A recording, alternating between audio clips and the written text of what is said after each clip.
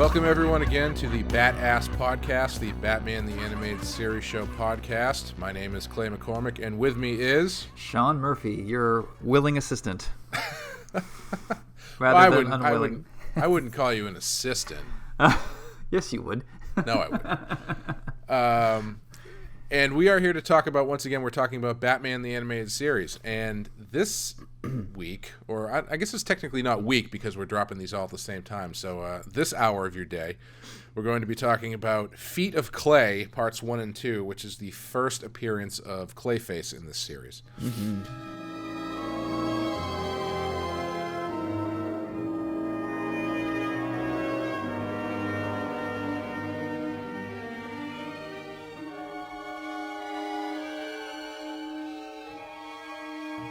What we've been doing is we're talking about both of them just kind of as one big piece because it makes it a little bit easier to talk about, I think. Yeah.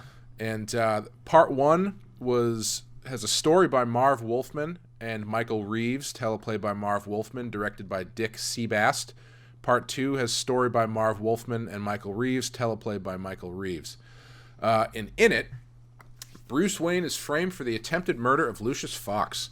The real perpetrator is an actor and master of disguise named Matt Hagen, who was disfigured in a car accident years ago. In order to keep his fame, he secretly started working for Roland Daggett, who provides him with a monthly supply of an addictive face cream known as Renew You, a pun on, renewing you. Right. That can temporarily reshape his face back to normal, and who wants to take Wayne Enterprises over for marketing expansion. For botching the murder, Hagen's supply is cut off, and when he breaks into Daggett's lab for more Renew You, he pays the price dearly when Daggett's men drench his face in the formula and force him to swallow liters of it to avoid drowning. That doesn't make any sense, Wikipedia. Anyway. Meanwhile, Bruce Wayne is arrested and taken into custody, charged with the assault on Lucius Fox. That's just the breakdown of the first one, but, second one... More of the Bruce same. Wayne, yeah, yep. Bruce Wayne, Batman fights Clayface. So... The most interesting thing right off the bat with this one is Marv Wolfman's credit, as he is the first, as far as I know, he's the first comic book writer to have a writing credit on Batman the Animated Series. Well, Paul Dini, he wrote comics after this, but he didn't write any before this? I don't think so, but Marv Wolfman is very widely known as a comics writer. Right. Created Blade for Marvel, and he wrote Crisis on Infinite Earths, and he's been writing comics for years and years. So this is the first veteran writer of comics to be featured on the show. Nice. Clayface. So before we start talking about Clayface himself, how did you feel about this first episode? Because I think the story's really good, but they must have just been saving the good stuff for part 2, because I think the animation in this first episode is garbage. Yeah, they picked a different company to do part 2. They went with obviously a much better... they had a whole T-1000 type of special effects you had to deal with Clayface. And they really blew their load on the second part. And I'm glad that they did. I mean, of course, I wish this animation company did all the episodes. Yeah. But, I understand how you got to be realistic and scheduling and all that stuff. So... I'm glad that they did it the way they did, because we got a really great part 2. Yeah, I think this might be... Is this the first one that we've seen, first two-parter, where the second part has really stepped it up over the first part? Although, to be fair, I don't know if that's fair for me to say, because I think the story is actually really good across both of them. Right. But part 2, visually, I think is heads and tails above the first one. Yeah, there's a part where... Batman does a somersault on stage, and it's really well animated. And then the fun they have with Clayface, shooting a hand out of his chest, or he gets knocked over and he reverses his position he flows, so his head's where his feet were a second later. Instead of having to get up and turn around, stuff like that is really great. It makes me wonder why they've never done a Clayface in a movie, especially with where CGI is right now. Yeah, as much as people hate Spider-Man 3, and it's probably right to do so because it's not a very good movie. Right. The Sandman special effects are pretty awesome. Yeah. And I think they could do just as good stuff, if not better stuff, with Clayface, because he's pretty... I think, honestly, what it is Clayface is too out there for the way that they've been playing Batman in the movies up to this point. Yeah, that's probably the reason. I agree. He probably would have fit in the Joel Schumacher movies, but even not. Maybe not. I don't know. Yeah, he would fit there if he's going to fit anywhere. But I mean, yeah, they don't go too sci-fi on Batman. Yeah, Especially lately. And he's a very sci-fi type of character. You'd have to just go all the way. Like I can see him working well in an Arkham Asylum cutscene or something. Well, what's interesting about Clayface, if we're going to get into him, is that I think this is the first villain that we've come across who, at least in the comics, has multiple different versions of himself. So, the Joker has always been the same character. Mr. Freeze has always been the same character. Two-Face has always been Harvey Dent, et cetera, et cetera. Clayface, there have been 9 versions of Clayface in the comics. Wow, I did not know that. Yeah. Holy shit. The first one... His name, I'm not going to go through all of them, but the first one, whose name is Basil Karlo, which is a play on the actors Basil Rathbone and Boris Karloff, and he was a horror movie actor in the 30s. Cool. And he didn't have any Clayface-y powers. He was just he had played a villain named Clayface in a horror movie, and when they remade the horror movie without him, he was really pissed off, so he decided to take on the character of Clayface and start killing everybody who was involved with the movie. I love these jaded actors as motivation. I know, it's great. That plot is actually identical to a movie that was made in the 70s called Madhouse, starring Vincent Price and Peter Cushing, which I highly recommend. It's really awesome. Yeah. And the second one, Clayface 2, was Matt Hagen, the Clayface we see in this episode. Was he also an actor? No, he was an adventurer who finds a protoplasmic pit that when he jumps into it gives him the Clayface powers, but they only last for like 2 days, so he has to keep going back into the pit and re-upping everything. Right.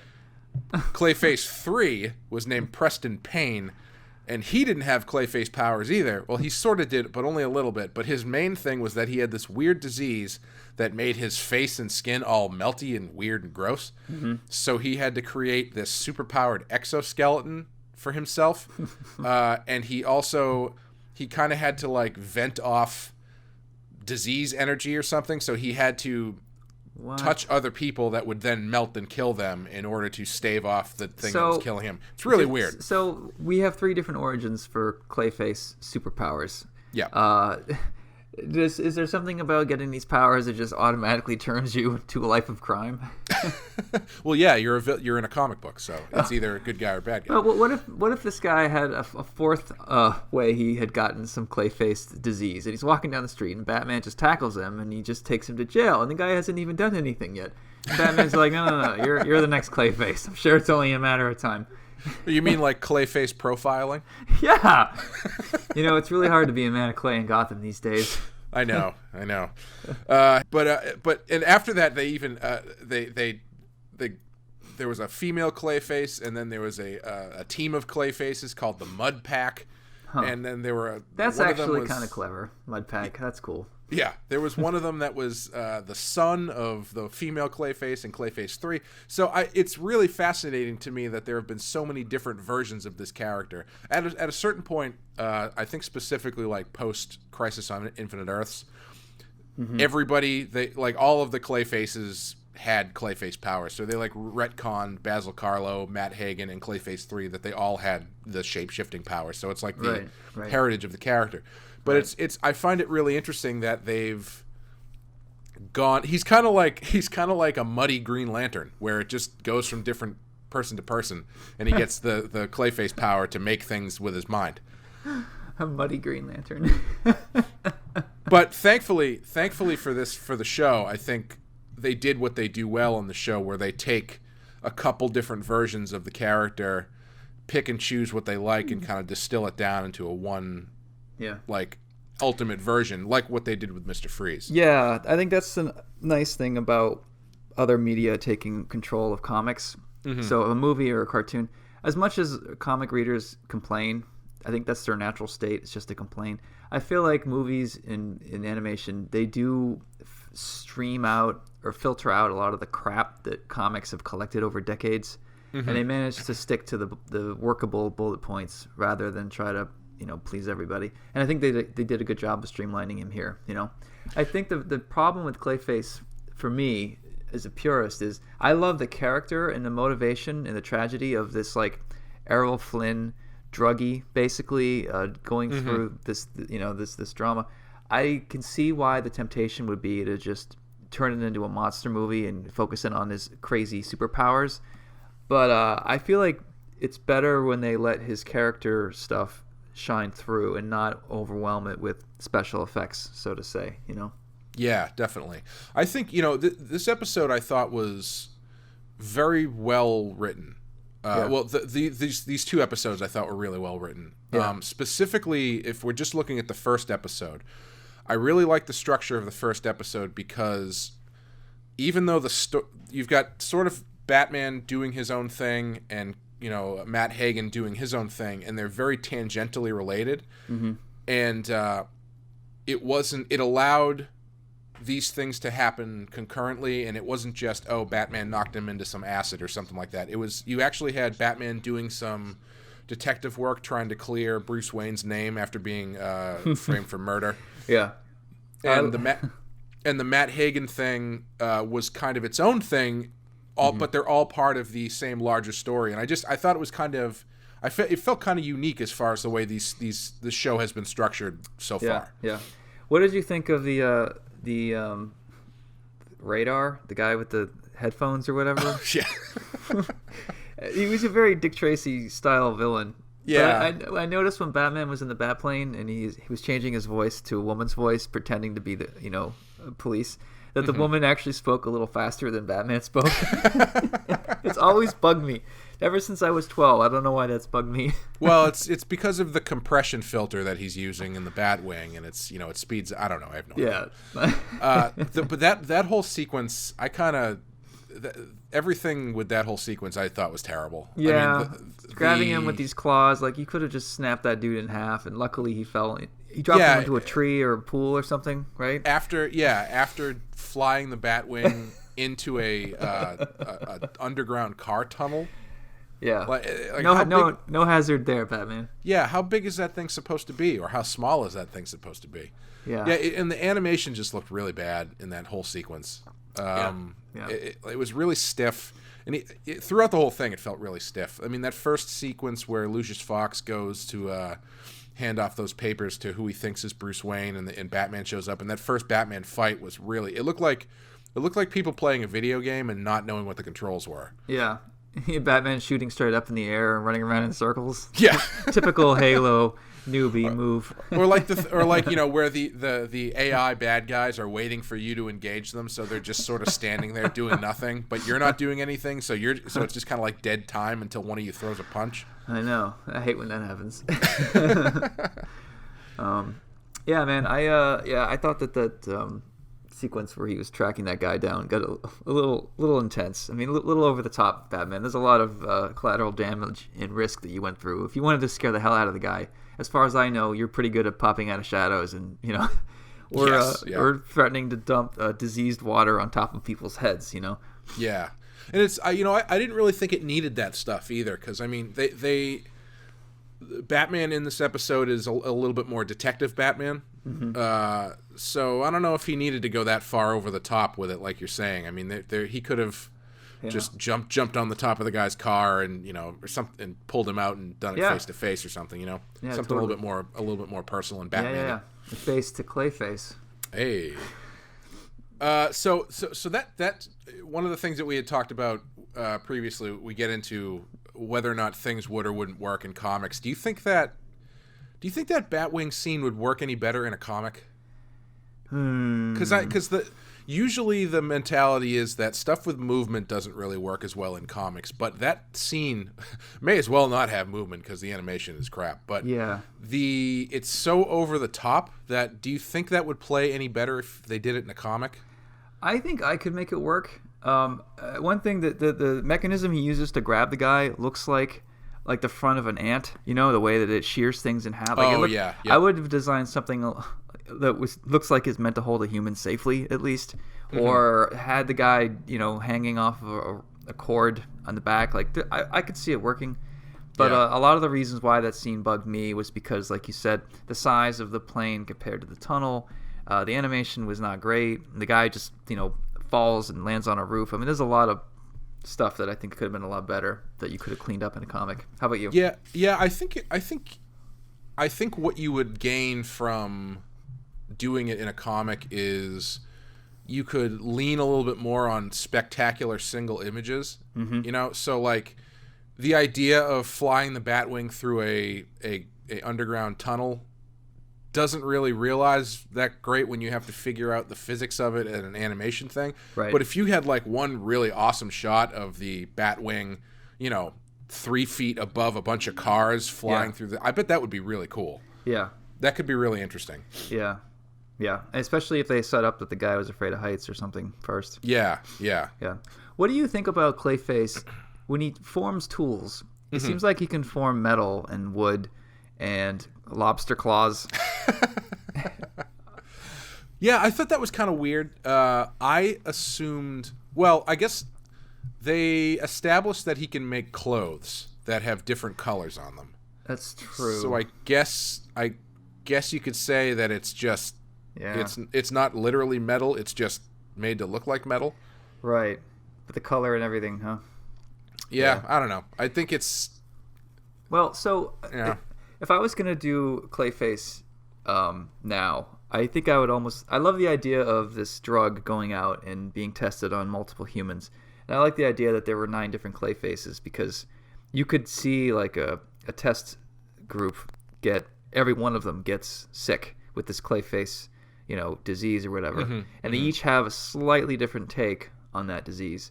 And maybe there's even like a small team of Clayface. And I'm not saying they have to like combine into one Clayface.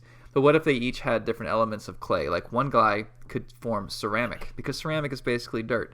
What if he could basically be waterproof? I mean, they make ceramic stronger than metal in some instances. They sell ceramic cutting blades for sure. Or then you could have like the money guy and Yeah, but I mean, what is it? Bulletproof vests have extra ceramic plating that they use. Yeah. Yeah. Yeah, I could see like a team of people getting this, and maybe some of the members don't want to be villains, and they don't want to do this stuff, and some of them are more evil, and there's like a It's kind of like do you know the group the Metal Men, the DC group the Metal Men, where it seems kind of like that, where each one of them has a different property. Yeah, that's kind of cool. Yeah. Damn it, it's already been done. Never mind. There's Wikipedia, as I was looking up Clayface, informed me that one of the stories they ended up doing is, well, the end to the Mudpack story is the first Clayface, Basil Karlo, ends up getting blood samples from all of the other Clayfaces and basically injects himself with all of it and gains all of their powers at once. Oh. And becomes like the ultimate Clayface. Oh, that's all right. So it's been done. Yeah, a little bit, but He's hey, clever writers. Stopped anybody else. Yeah. What do you think of Clayface as a character, as far as the Matt Hagen himself into Clayface? He's kind of a dick. Yeah. Yeah, I'm not gonna lie. He's kind of a dick. How about you? I like him. I think he's good. I think he's I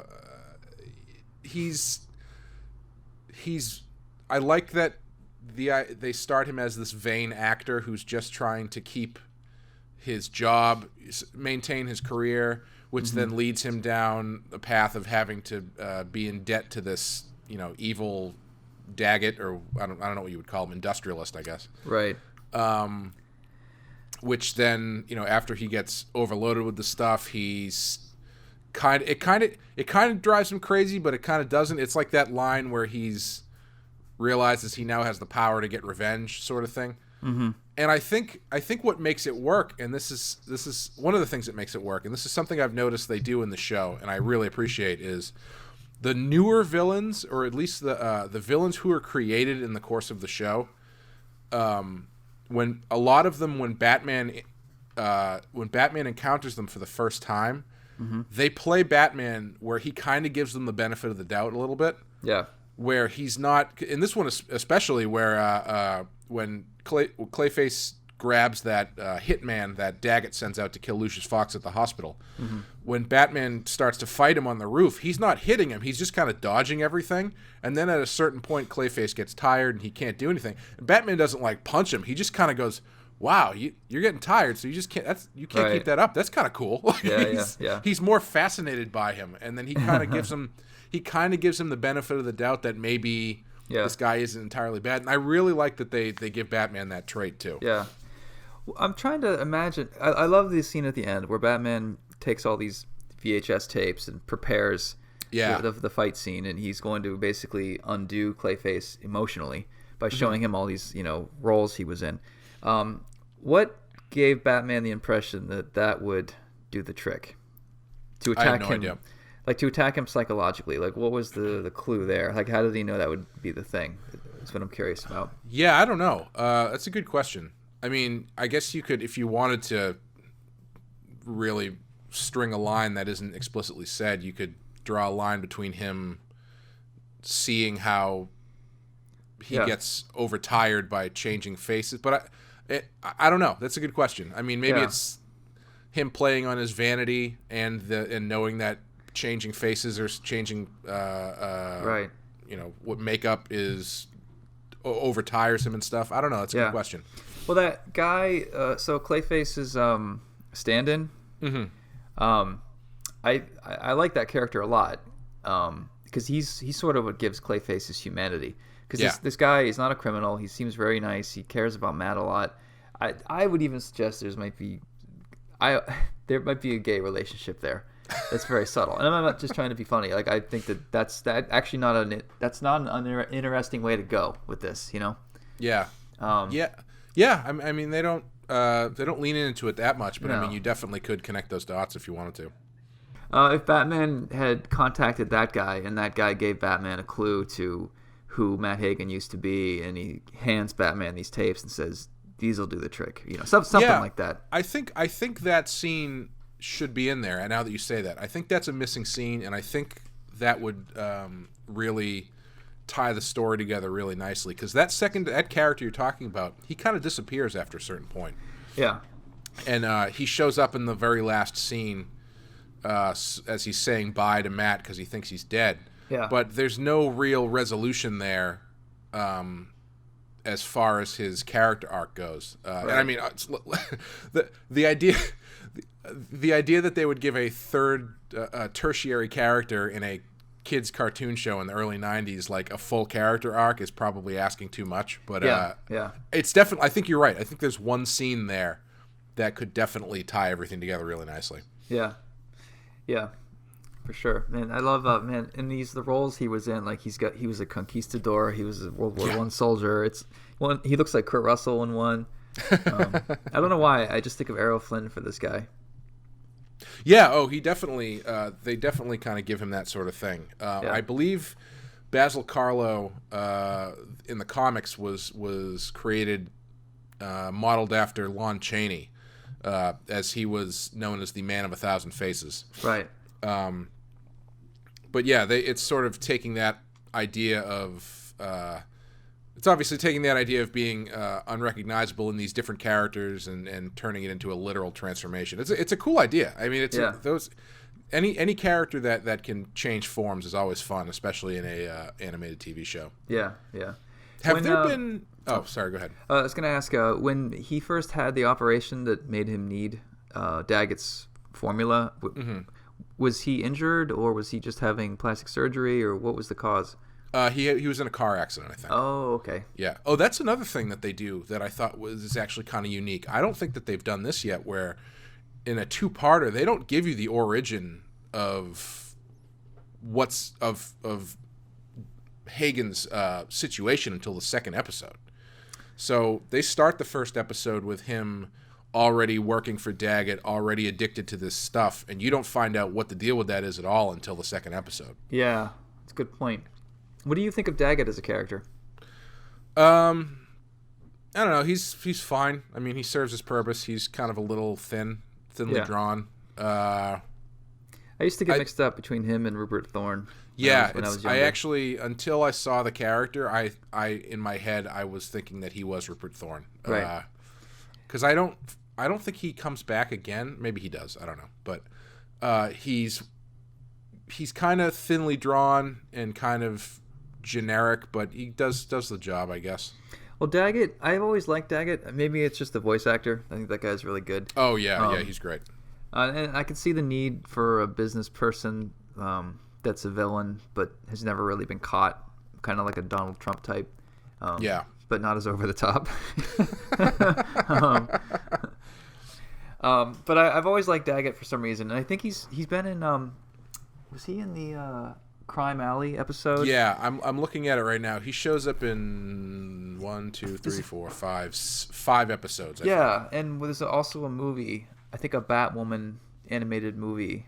Oh right, yeah. That was. I don't think it was very good at all, but he was in it, and it was nice to see him again. They also use in The Dark Knight Rises. There's a character named Daggett who's named John Daggett, but not what's his name? Right. Roland. I don't know why they changed that. But. Roland Daggett, yeah. You know, one thing that always confused me is at the very end, Batman's got this electricity needle, and he's in the cave, and he's poking at this clay, and he's like, "Hey, Alfred, check this out." And he zaps it, and the clay like freaks out, and then it goes back to being a ball. And Alfred's like, "Oh, so nothing happens at all." And I always want to say, "Did you not just see this thing flip out? Like that's not nothing, man." I think what they meant to say is it generally leaves it unaffected. Right. Yeah. Well, it does fall into the trend that we've noticed of Alfred just sort of being a prick. Yeah. Where it's like if you were to spend all day, playing in the mud, and you build this amazing like mud sculpture, and then you ask your dad to look at it, and the only thing your dad says is you look like you need a shower or something. Completely ignoring the amazing feat that you've just created. Yeah. That's fuck you, Dad. Yeah. One other thing that I loved about Clayface is his theme song is so great. I didn't really notice it, but please talk about it. When you go back, it is very poignant, and I think it's such a great song. It's such a tragic set of notes that it goes a long way. If Clayface is already operating at 80%, it cranks it up to 100 because I think that it just helps reinforce sort of the tragedy of the character. Because Matt Hagen, the way he acts, is such an asshole, you don't really feel the tragedy. But you see his stand-in who cares an awful lot about him.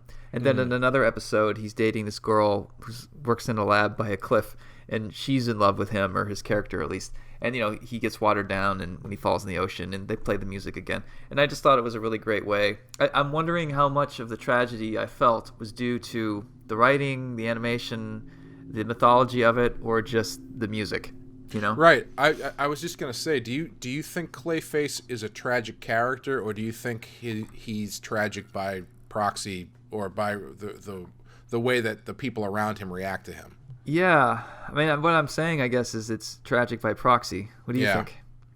Yeah, I think you're probably right. Because I mean, I guess he's tragic in that he was in a car accident that messed his face up, and then he got addicted to this drug. But I mean, he's not tragic the way that Mr. Freeze is tragic. Because, Mr. Freeze is tragic because somebody victimized him on purpose. Yeah, and exactly. Hagen is just a bad driver. Yeah. But even after that though, it's like he's not going after anything redeemable really. He just wants to look good. He just wants to be able to keep working he wants to be known as a famous actor. There's nothing. He's not like I not that they should have done this, but it's not like the one where he with the guy with the invisible suit is looking, trying to get money for his kid or something. Right. Like that, Yeah. I mean, they could easily crank that up a bit more. Like if they had Hagen was a victim at the beginning when he took this, or maybe he was getting older and he didn't want to get older because he didn't think that he would get cast as much. So he's dealing with the whole ageism thing, or maybe when now he's Clayface, his kids are gone. You could have really punched him around a lot more to make him more angry, but his anger is just coming straight from him. There isn't a whole lot of motivation for him to be so pissed off other than at Daggett, But he's not pissed off at Daggett. He's pissed off at Batman. He's pissed off at Gotham. He just hates everybody. Yeah, well, he kind of gets there. I feel like he's made more pissed off with Daggett to begin with, but obviously by the end of the episode, these villains become pissed off with everybody. Yeah. But yeah, I think that would be interesting because I think there would be a way to do the same kind of story but make him a little bit more relatable, and instead of just being a vain actor who is now instead of just being mildly disfigured, he's now incredibly disfigured, and that's where all of his rage is coming from, Yeah, or these chores he does for Daggett, that sounds really interesting. Like maybe he, acted like the Joker once. Maybe he spent some time in Arkham as a favor. I mean, you could there's endless possibilities you could do to show him being used while he's just trying to get a cure or get more of the drug, Yeah, especially since they don't really get into that stuff that much. Because, I mean, they give it to you at the beginning that he's working for Daggett. Right. But they only kind of talk about it in passing, Yeah.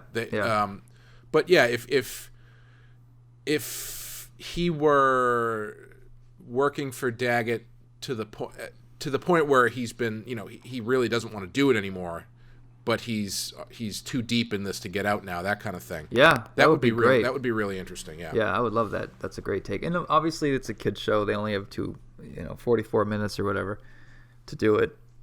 Right. But if you had to nitpick.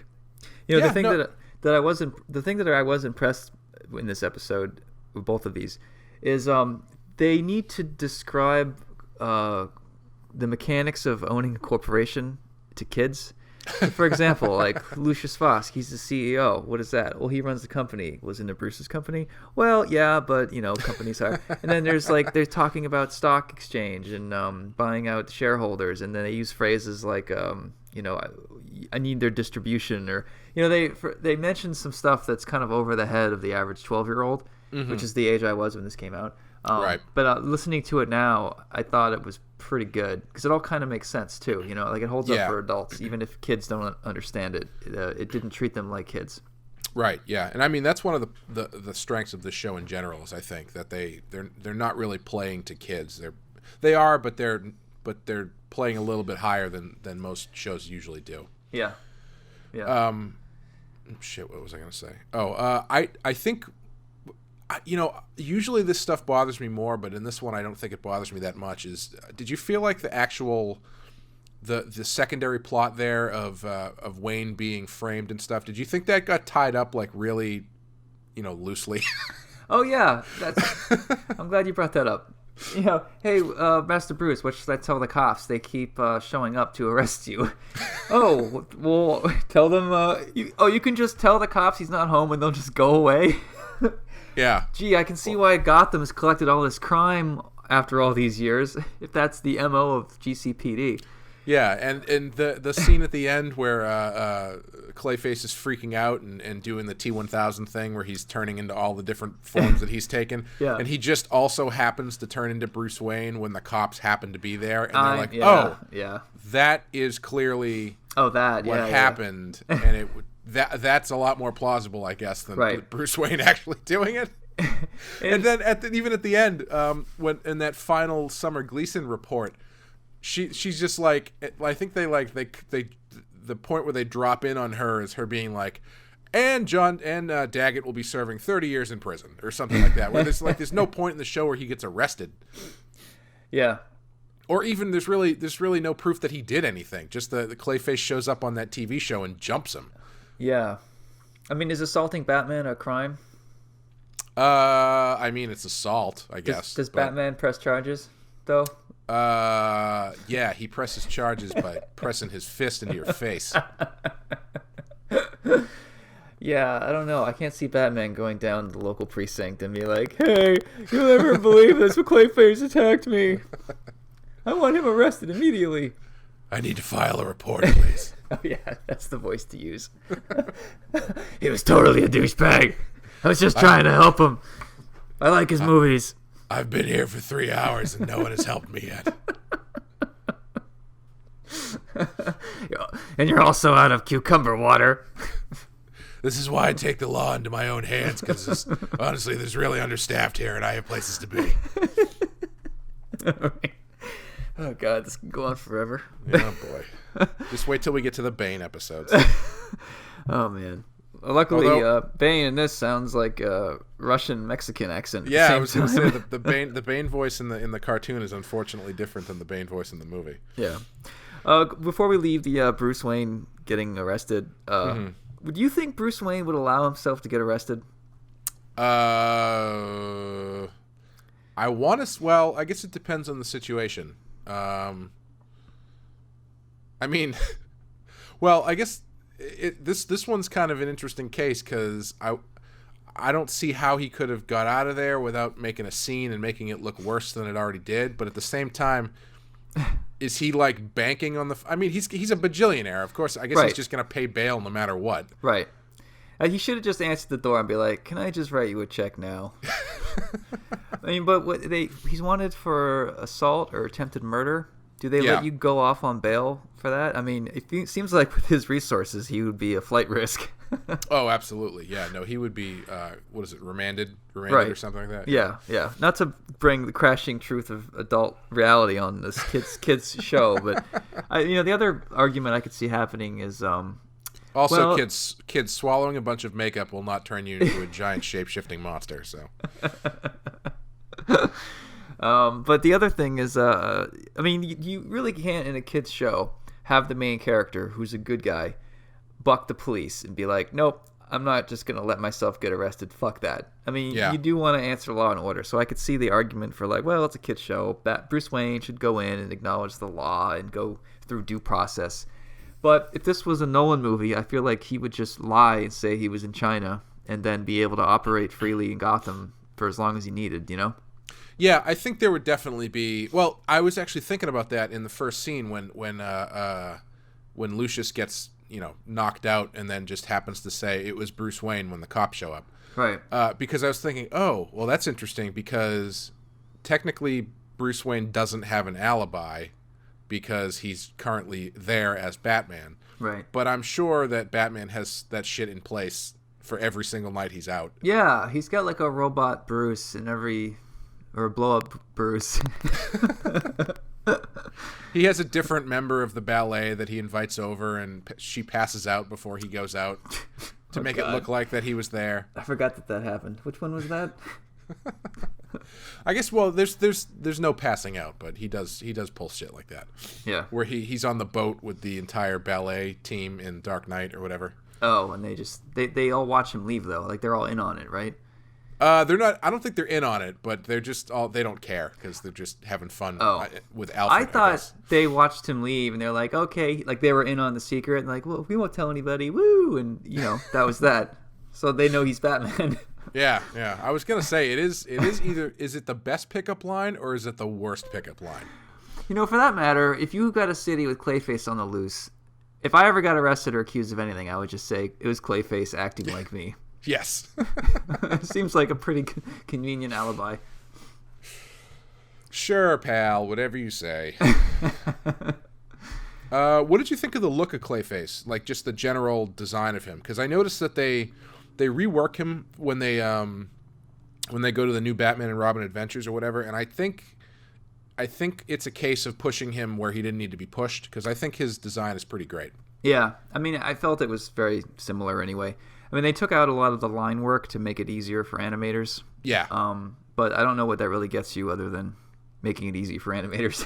Yeah, I noticed they changed his face, too. Because that's...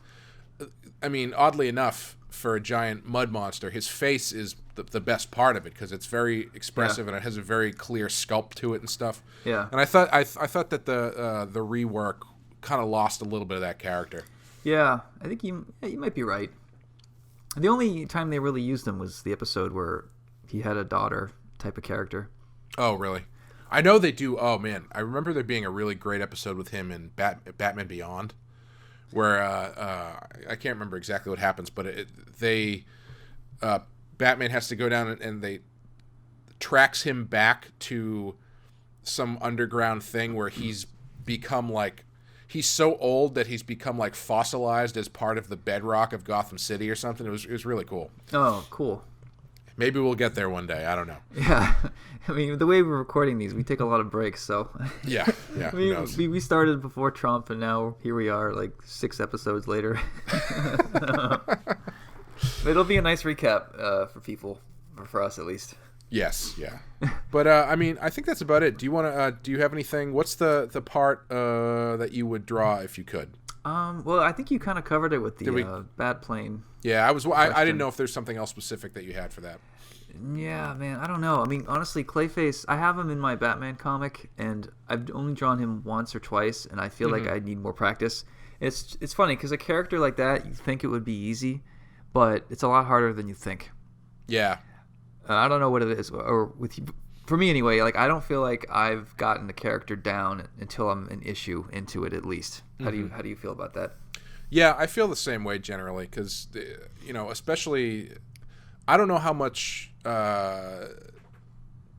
character design you do before you start drawing. I mean, I guess it's probably relative for whatever characters that how prominent they are. Right. But I feel like I get better drawing it as I go on because once I have the character locked in from like the first issue, I'm more comfortable doing the kind of roughing him in the layout stages, right? Which keeps it a little bit looser and gets you broken into it a little bit more going forward. Yeah. I'm guilty of not doing enough concept art before I start. I'm just too impatient. I just launch into pages. But what I'll do is I'll design on the page. So I'll pick a panel where I'm like, all right, this is Clayface's big reveal. So, this is where it has to matter. And I'll come up with my ideas there. But then I'll have to refer back to that panel and other panels. And as I draw him more and more, I'll start to like piece together his costume or his shape a bit more. But it's not the best way to do it because on other characters that have like complicated costumes, later on in the issue, they'll need a pocket or a pouch. And of course, I won't have thought to, drawn that on panel 1, so I'll have to go back and tweak it. And it's not the way to work, but that's just the way I do it. You can just do it like they do on The Simpsons, where there'll be one shot with Homer with a watch on, which means that he'll look at his watch in the next scene, and then that watch will then disappear, and you'll never see it again. It's funny. There is a line between a comic, like, is it a cartoon? Are you okay leaving the character in the same outfit over and over and over again? Yeah, and I don't know. How simple are you allowed to get away with before you really should just design those shoes, finally, or design that jacket? Like there's no reason. You're not a cartoon. You don't have to. But I think we think in terms of cartoon, and then we complicate that cartoon. But some of the cartooniness never really gets weeded out. Yeah, I was actually thinking about that. This book I'm working on now takes place in like the punk scene. Yeah. And it's just about regular people, but it happens over the course of, I don't know how many weeks or whatever. And I was thinking about that. I was like, shit, so do I have to come up with different clothing for these people for every different day? Yeah. Or do you keep them in the same shit? Or do you like give everybody a jacket so they kind of have the one jacket that they wear that's kind of the same thing all the time? Right. Like, how realistic do you get with something that is a more down to earth in story? Right. Because I mean, you can get away with that stuff in superhero comics or stuff that's a little bit more out there, but something more down to earth. Yeah, I don't know. Yeah. This reminds me of a Twitter poll I asked last week. I asked people what their top 3 pet peeves were when they read comics. Like, what takes you out of the story? And a lot of the answers are what you would expect, like bad drawing, blank faces was one. Really? Yeah, like for background characters, just leaving faces blank. You should respond, you try drawing faces on those tiny heads and then That's see true. how quickly you go insane. Yeah, I don't know. Mostly I try to make it a habit not to attack my readers for their valid opinions. Mostly, yeah. But what was I gonna say? Samey clothing was a big pet peeve. Huh. Like across characters or for one character, you mean? You draw in a crowd. What is the guy wearing? T-shirt. What does he have on for pants? Jeans. How about the guy next to him? T-shirt. Long sleeve T-shirt. Yeah. It's really hard to make everybody different and draw everything in perspective and draw the car and the weather and the rain. Yeah. Some of the things are going to just slip through, Yeah, I ran into that exact thing in this book that I'm doing, is because the last few pages take place at a club where there's obviously a bunch of people, and it's a punk show, and I didn't want to have everybody with mohawks, but I didn't want to have like where do you draw the line? It's like I have 25, 30 people in this crowd. Do I want to be like, all right, I have to design a unique punk outfit for every one of these characters that you're never going to see again and that you're only kind of seeing in shadow anyway? Right. Or do you just go, yeah, they all kind of got weird hair and earrings, and sometimes they have cut off shirts, and there's I feel like there's a generality you can do that's fine. Yeah. That's when I did Punk Rock Jesus, that's what I did. And it's also a critique on punkers, because you know they all want to say they're different. Come on, that was the other thing too. I was looking at all these pictures, right? I'm looking at these old pictures of punks and stuff, and I'm like, they all kind of wear the same thing. It's all kind of like a vest and boots. Yeah, it's like everyone in the crowd shouting, "I am unique" at the exact same time. And yes. You're not unique if you're all shouting at once. Right. Oh, and we talked about this a little bit earlier today before we started the show, but man, tattoos, hate it. Yeah. Hate it. Because that's like, take what you're saying about having design unique shirts and stuff for everybody, and then divide it up into, you have to do that like 5 times on a person's arm. Yeah. Honestly, it can't look dumb. And it has to curve around their muscles and fingers, and it has to wrap around like cylindric whatever objects. Yeah. Honestly, there's a cheat that I hate, but I don't judge people who use it. Like this artist Kyle Baker, one of my favorites, did this book called You Are Here. And he had a character with tattoos, and he had the sense to draw tattoos flat on a separate sheet of paper and then just Photoshop, cut and paste it on every time you saw this guy's body. Oh, yeah. And he has a very animated cartoon style, so it kind of worked. But if you zoom in on that character's arm enough, it won't work. Like, that's when it tends to fall apart, that kind of cheating, Yeah, I think if it's a character that you're going to see a lot and the tattoos are really prominent, that's probably one way to do it. Right. But yeah, that's the other thing. I haven't really found a way to do it that feels organic, Yeah. Because it just ends up looking like you're how the comic book graffiti, wall graffiti. That's another one. Yeah. Yeah, like it's the same kind of thing where it's like someone's just writing some words here on a wall, and it's Right. it's a weird thing to have to deal with. Yeah. I always forget, or even just signage. Yep. You make it a sign, but then you want to make it a specific sign, and then if you do it too well, then people are staring at that sign, looking at Gotham's best cup of coffee in the background, and they're not reading the story. So you should be deliberate in what you choose to render. But I don't know. I suppose that line is always moving depending on where you are, what's appropriate in which panel. Well, you covered the tattoo thing pretty well in Punk Rock Jesus by just having that one guy have crosses all over him. So I was going to mention that. I knew, so there's this character named Thomas whose nickname was the Cemetery because he has a Christian cross on his back for every person he's murdered. And his back is filled with different sized crosses at this point. So he looks like a cemetery. I had the sense to cover him up with a t-shirt for the most part for most of the book. But there are a few panels where I'm like, all right, this is where I got to make it count. And I purposefully, a cross is not a hard tattoo to design on flesh. Like it's just two lines crossing each other. So that I got away with a little bit of ease. But I was going to say, whether you're talking about logos, textures, punk rock, leather jackets, whatever, the solution to all this stuff, including, guns and pistols and weapons, is draw messy. Because you can scribble your way through all kinds of bullshit and the reader will be fine. Yep, that's 100%. Yeah, I mean, I think you do have to earn it. If you're going to have a guy covered with guns, you should have that panel where he's first seen so people can go, oh, look at those pouches. But from that point on, his pouches are scribbles, and that's just what's going to happen. Yep. Yeah, I was working on this project that didn't end up happening. Well, they ended up going a different direction, and they had already done the concept work for this character, who was this main character, and the big thing about him was that his entire body had these really specific tattoos. Yeah, fuck that. And they sent me the concept art, and they had done it. The person who had been working on it before had been like a computer painter. So he had these really beautiful tattoos on it, and they were like of seashells and like fish scales and this really cool stuff. And I'm like, how the fuck am I going to draw this? Yeah. And make it look right over and over, if not even once. And I did a couple test drawings of it, and I mean, I didn't even really like it. I'm glad I didn't end up doing it, but yeah, it would have been a pain in the ass. Right.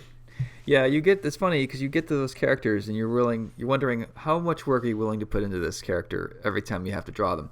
And my Bane is more of like a Mexican wrestler type. Yeah. Mm-hmm. And so I went with a lot of these like Mexican paisley patterns on cloth, like really decorative, fun stuff. Yeah. And I got 5 minutes into rendering his mask, and I'm like, nope, I'm already bored. I can't even do it on this intro shot. Like, I'm sorry, everybody, but I'm not that good of an artist to want to do this. No paisleys for Bane. Aww.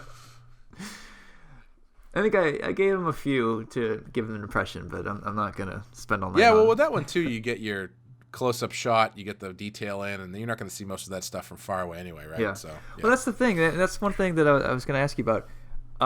I tend to draw characters from far away. Like, I'll sort of start them out from far away. So I'll draw, like, all right, basic pointy dress shoes. Check. And then I'll draw that woman in the foreground, and I'm really looking at her shoes now. And now I have to actually design those shoes. Yeah. But I forget to, like, I'll zoom in on a t-shirt and I'll forget to add stitching, which you should add if you're going to zoom in that close. Like, designing simple lets you be lazy if you're not careful when you have those zoom in panels, you know? Oh, definitely, yeah. And I mean, especially if you're doing, this other thing I'm doing with Oni is this, it takes place on Mars, and it's kind of in the future. Yeah. And there hasn't been a ton of background characters that I've had to deal with, but when I have gotten to these sequences when it's like, you know, like a Blade Runner type street shot with a bunch of people walking around, mm-hmm. I start drawing these characters, and I'm like, wait a minute, I'm just sort of drawing everybody with like a hooded sweatshirt on, because you know, what do people wear in the near future on Mars at night? I don't know. Yeah, I think sweatshirts. Yeah, I mean, like, and you're not spending enough time with them to really be like, you know, I got to break out my Mobius books to start to start designing really unique stuff. But at the same time, if you fall into that trap, it could be the people in your poll are complaining about everybody's just wearing t-shirts, which is a huge thing for me. When I've seen a lot of comics where you see here's the main characters, and it's like 5 people in jeans and t-shirts, and it's mm-hmm. like, yeah, I know maybe you're working with what you know here, but you can probably stretch your imagination a little bit. Yeah. I was doing a book. I was gonna do a book with Brian Wood once for Wildstorm called Deviate, mm-hmm. and I met him once. He's sort of a New York hipster type, and he really fixated on their clothing, like way more than I was prepared for. Mm-hmm. So I did all these character designs. So you take these characters are of a superhero team called Deviate, and he wanted to make them all contemporary with street clothes. All right, so I went, you know, hooded red sweatshirts and jeans, and you know, and I had some idea of fashion I was going to add later on, and I really wanted to get into the story and talk about the layouts and where it was headed. And Brian just wanted to talk about the textures on the t-shirts and whether the tassels on the hood were correct, and he's so fixated on that shit. And I'm glad that I ended up not doing that book. And Brian, if you're listening to this, I'm sorry, but fuck off. You care way too much about clothes. Well, you heard it here first. Sean Murphy hates Brian Wood. So, we will be wrapping up. But yeah, no, I know what you mean. That's sometimes you get caught up in those details, and especially if you're not the person drawing it, you know, it's like you're using your the generator that you've hired that you have. Sometimes you can feel like you have total control over, but maybe you need to give him a little bit of space. Right. Yeah. Or you could just refer to him as B. Wood or Brian W. There you go. Saved. Yes. It's like the writer is Matt Hagen and the artist is the Clayface material. There we go. Ooh. Brought it all back around. Man, look at that. That's a good ending, man. What would you rate the Clayface episodes? Oh yeah, we gotta rate this. I guess just rate them as a whole, or if you can break them off if you want. Oh, I do a 5 for the second one, and I do like a 3.5 for the first one. Yeah, I think I would do 5 and 3, because I think the story is. The first one is good, but I just don't think the mechanics. I mean, the animation really holds up very well. But as overall, I think it's pretty good, and the second half is really great. So yeah. But yeah, I go with that. Yeah, that's gonna do it for Feet of Clay Part 1 and Part 2. Next time we will be back with. No, I forget. Oh, next time we'll be back with Prophecy of Doom and Joker's Favor. So we're gonna have another Joker episode. Oh, this is our first Harley Quinn episode. The introduction to Harley Quinn. Yeah, I was gonna say we're gonna have another Joker episode, and hopefully it's a good one. Finally, kind of been in the middle there. It is a good one. Yeah, and I think this is why I never liked the Joker, is because he's not really done well for at least the first season. Yeah. But this upcoming episode is the first one that really nails him.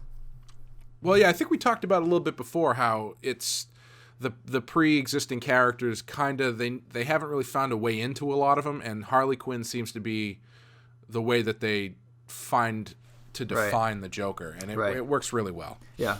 Well, this one too, I guess we should save this for the episode, but it's almost like they gave up on high concept ideas for Joker, and they're like, what if he just bothers a guy in traffic, and he just harasses this guy for like years, and that's it. And ironically, it ended up working just fine. Unlike their rocket ship Christmas tree and robot clown and all the other shit that they've tried with him so far.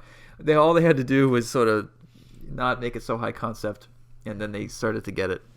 Yeah, I think it's going to be interesting to see how they change their approach to him, because he is someone who's been done so many times, and I think that had sort of been bleeding into this version a little bit too, where they hadn't defined their Joker yet, and I think they're going to start to get there pretty soon. Yeah. But anyway, that is going to do it for us. If you like this show, please rate and review us on iTunes. Yes, and tell us what you think about Brown Lantern. Yes, and Sean has already written the pitch. It's a buddy book with Green Lantern and Clayface. All right, I'm just gonna stop. Yeah. All right, let's get out of here. All right, we'll see you next time. All right.